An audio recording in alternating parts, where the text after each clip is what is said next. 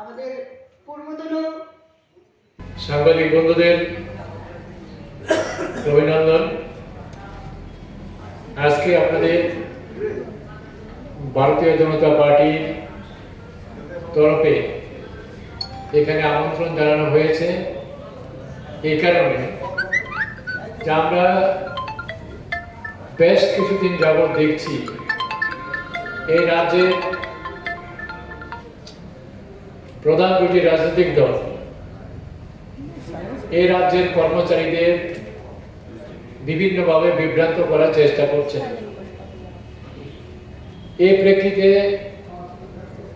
সমস্ত ঘটনা আমাদের নজরে এসেছে, তাই আমরা অনুভব করেছি যে আপনাদের মাধ্যমে রাজ্যের সব অংশের মানুষকে অবহিত করা, সত্যি ঘটনা আপনাদের সামনে তুলে ধরা।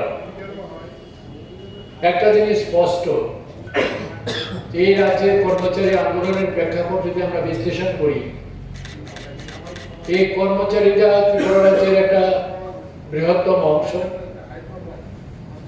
এবং দীর্ঘদিন ত্রিপুরা রাজ্যের কর্মচারীরা কেন্দ্রীয় হারে বেতন ভাতার জন্য লড়াই করেছে এবং সেদিন এই লড়াইয়ের প্রেক্ষাপটে তদানীন্তন মুখ্যমন্ত্রী প্রয়াত সুকুমার সেনগুপ্ত সরকারের পতন হয়েছে।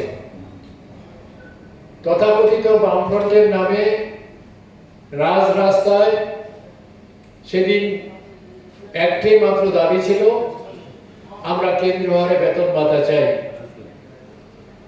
1978 সালে নিপেন বাবুর নেতৃত্বে সরকার হওয়ার পর 35 বছর এই রাজ্য বামফ্রন্ট শাসন করেছে, কিন্তু 35 বছরের বামফ্রন্ট শাসনে যে প্রতিশ্রুতি দিয়ে তারা ক্ষমতায় এসেছিল, কর্মচারীদের বঞ্চনা দীর্ঘায়িত হয়েছে এবং ফলশ্রুতি হিসেবে কর্মচারীদের কপালে কোনোদিনও কেন্দ্রীয় হারের বেতন ভাতা তো দূরস্থ, দিনের পর দিন তারা বঞ্চনার শিকার হয়েছে।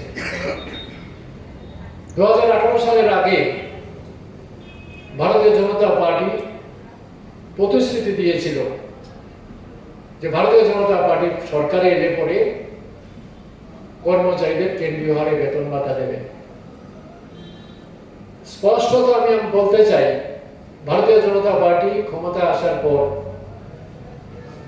2018 সালে প্রথম ক্যাবিনেটে সিদ্ধান্ত গ্রহণ করেছে রাজ্য সরকারের কর্মচারীদের কেন্দ্রীয় হারে বেতন ভাতা প্রদান করার,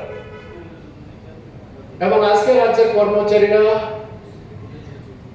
সাবলীলভাবে এই সরকারকে দুহাত ধরে সাপোর্ট করছে এই কারণে, যেভাবে কর্মচারীদের দীর্ঘ বঞ্চনার শিকার করা হয়েছে, বিশেষ করে 6th পে কমিশনের সময় থেকে কর্মচারীরা দীর্ঘ বঞ্চনার শিকার হয়েছে। এবং সেটা শুধু আমাদের কথা না, যার নেতৃত্বে ত্রিপুরা রাজ্যে দুর্বার কর্মচারী আন্দোলন হয়েছিল প্রাক্তন এমপি অজয় বিশ্বাসের নেতৃত্বে, সেই অজয় বাবু 6th পে কমিশন সম্পর্কে তদানীন্তন অর্থমন্ত্রী বাদল চৌধুরীর কিছু কথাকে এবং তদানীন্তন সময়ে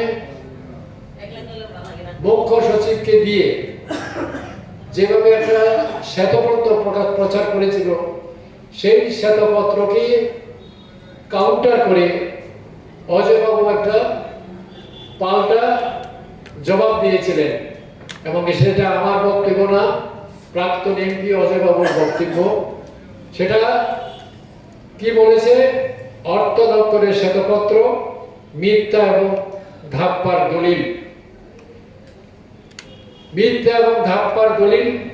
এবং একটা কথা আমরা স্পষ্টতে বলতে চাই, আজকে যে জাতীয় কংগ্রেস কমিউনিস্ট পার্টির সঙ্গে সিট অ্যাডজাস্টমেন্ট করেছে, সেদিন কিন্তু জাতীয় কংগ্রেসের নেতৃত্ব কর্মচারীদের বঞ্চনার ব্যাপারে দীর্ঘ রাজরাস্তায় আন্দোলন হয়েছে।